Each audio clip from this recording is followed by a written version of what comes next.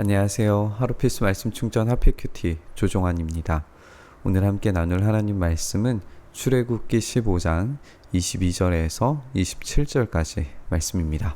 모세는 이스라엘을 홍해에서 인도해내서 수르 광야로 들어가게 됩니다.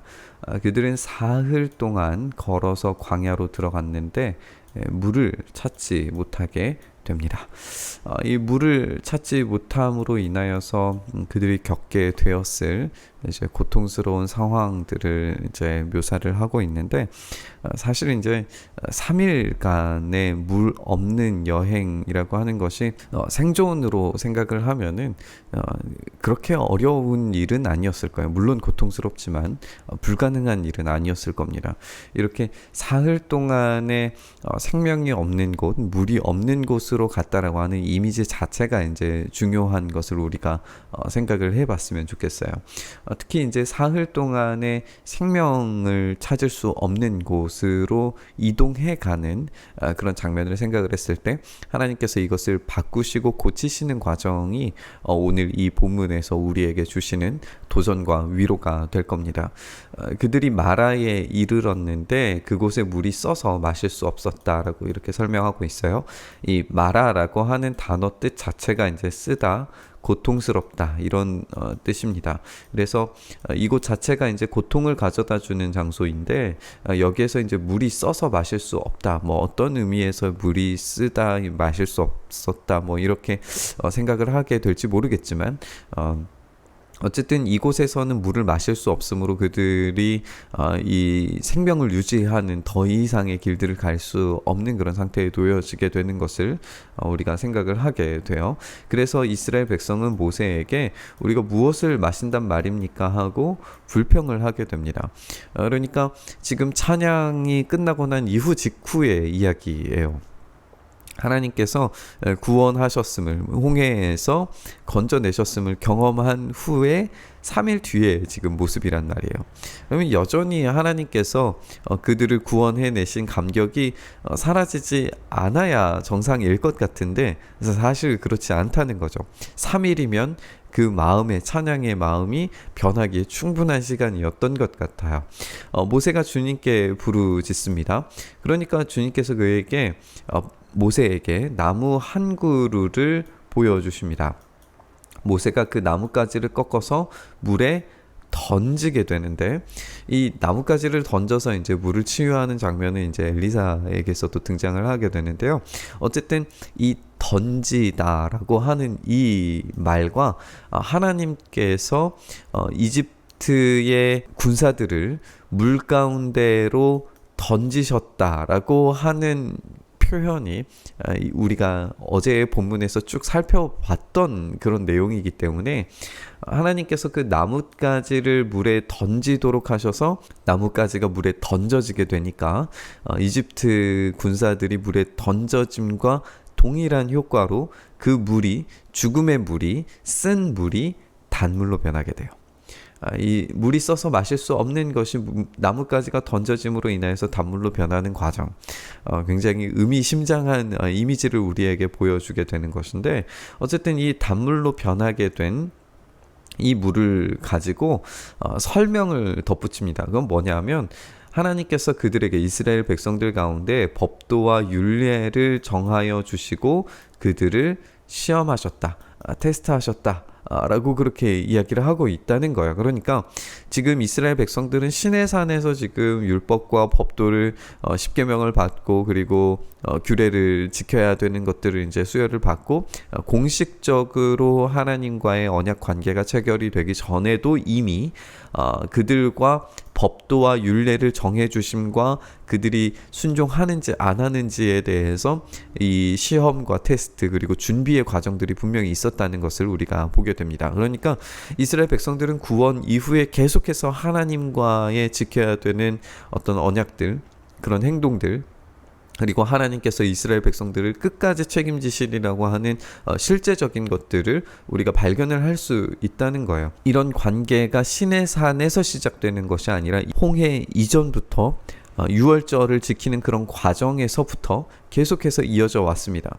그러니까 그들은 이 물이 써서 먹지 못하는 이 3일 길 이곳에서 이미 하나님께서 이 일들을 해결하시리라고 하는 그런 기대와 순종과 감사의 표현들을 준비했어야 된다는 거예요. 그런 어려움과 아픔의 상황들이 우리에게 놓여졌을 때에 그것에 어떻게 반응하는가, 어떤 반응을 준비하고 있는가, 이것이 진짜 신앙인의 준비되어야 할 모습이 아닐까, 이런 생각이 좀 듭니다. 주님께서 말씀하세요. 너희가 주 너의 하나님인 나의 말을 잘 듣고 내가 보기에 옳은 일을 하며 나의 명령에 순종하고 나의 규례를 모두 지키면 내가 이집트 사람에게 내린 어떤 질병도 너희에게 내리지 않을 것이다. 이거는 이제 심판이었잖아요. 그러니까 하나님께 순종함으로, 그리고 하나님께서 명령하신 것들을 잘 지켜서 행하면 그 심판은 이스라엘에게 임하지 않을 거예요. 오히려 하나님께서는 너희를 치료하시는 하나님으로서 등장을 하시게 될 겁니다. 아픔과 고통을 하나님께서 치유하심으로써 그들이 극복하고 온전하게 되고 순종하는 자리로 이제 나아가게 되는 거죠. 때로 이들의 불평과 불만과 그리고 불순종으로 인하여서 하나님을 심지어는 배반하기도 하는 우상숭배의 모습을 보여주는 것을 우리가 보게 되겠지만, 이런 심판들이 이집트 사람들에게 미친 것처럼 그렇게 심각한 타격으로 오지 않는다는 것도 우리가 생각을 해봐야 합니다.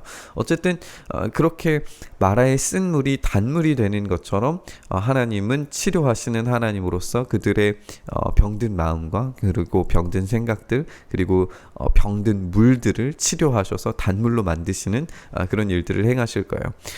여기에 이제 더해서 그들이 엘림에 이르렀을 때에 그곳에서는 이제 샘이 12곳이나 있고 종려나무는 70그루나 있었어요.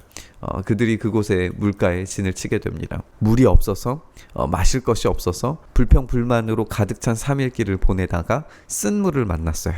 그 쓴 물이 나무에 던져짐을 통하여서 단물로 변했어요. 그 단물로 변한 것에서 넘어가서 이제는 하나님께서 샘이 12곳이나 있는 종려나무가 70그루나 있는 이 엄청난 오아시스를 발견하게 됨으로써 물 없음에서 쓴 물로, 쓴 물에서 단물로, 단물에서 넘치는 물로 하나님께서 이동시켜 주시는 것을 이 본문 가운데에서 확인을 해볼 수가 있습니다. 우리의 삶이 이렇게 원망과 불순종에서 멈추는 것이 아니라 때로 우리가 쓴 물을 만나기도 하고 그 가운데에서 좌절하고 불평 불만할 수도 있지만, 하나님께서 왜 나에게 이런 일들을 행하십니까? 라고 그렇게 질문할 때에 그것을 고치시는 하나님을 우리가 경험할 수 있기를 소망합니다. 그리고 그것을 뛰어넘어서 단물로 만드시는 것을 넘어서 더 많은 것들로, 더 풍성한 것들로 우리에게 채워주시는 하나님의 그 은혜를 우리의 삶에 좀 경험했으면 좋겠어요. 그래서 물 없음에서 쓴 물, 쓴 물에서 단물, 단물에서 넘치는 물로 이스라엘 백성들이 나아가는 것처럼, 그것이 어떻게 보면은 많은 물만 하나님께서 제공하셨다면 우리의 신앙이 나태해지고, 그리고 긴장감 없이 이제 연약한 신앙인이 될 수 있는데, 이런 구조들을 반복적으로 이제 우리가 경험하면서 이것이 우리의 삶에 체화되면서 우리가 비록 어려움을 만날 때조차도 감사와 찬양의 경배를 잃지 않는 그런 성숙한 신앙인으로 나아갈 수 있는 것을 우리가 좀 준비하고 또 기억하고 훈련되었으면 좋겠습니다. 하나님의 시험이, 하나님의 이 고치심이 여기에 이렇게 약속되었다라고 생각이 듭니다. 하나님은 이것이 테스트였어요. 여기에 온전하게 순종하는가 순종하지 않는가. 우리가 민수기에서 보면은 거의 비슷한 사건을 이제 동일하게 만나게 되는데, 거기에서는 원망했다가 이제 하나님께 징계를 받는 그런 장면들이 등장을 하거든요. 하나님께서 언약 백성으로 부르신 이후에 그들에게 이제 책임을 더욱 무겁게 부과하시는 것처럼, 우리가 하나님의 자녀로서의 이 십자가 놀라운 능력을, 그런 은혜를 받은 자로서 우리의 삶이 불평불만으로 채워지기보다 우리가 비록 물 없음의 자리에 있을 때에 또는 쓴 물 가운데 있을 때에 그것을 고치시는 하나님, 더 많은 것들을 우리에게 풍성하게 주시는 하나님을 기대하면서 바라보면서 우리가 이 테스트, 이 시험들을 정말 승리로서 잘 극복해 나가는 그런 성숙한 신앙인이 되었으면 좋겠습니다. 이런 말씀 묵상 함께 하시면서 기도의 자리로 오늘도 함께 나아가시죠. 주님, 우리에게 이런 물 없음의 자리와 그리고 쓴 물의 자리가 펼쳐져 있는 것만 같습니다. 그래서 원망과 아픔과 눈물의 기도가 터져 나옵니다.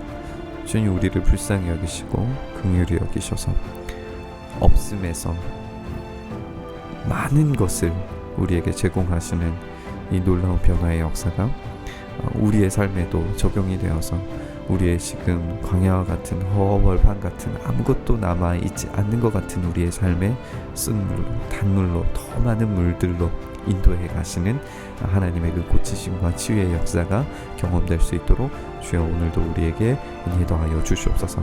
그렇게 오늘 우리의 삶을 붙드시기를 간절히 소망하며 우리 주님 예수 그리스도의 이름으로 기도드리옵나이다. 아멘.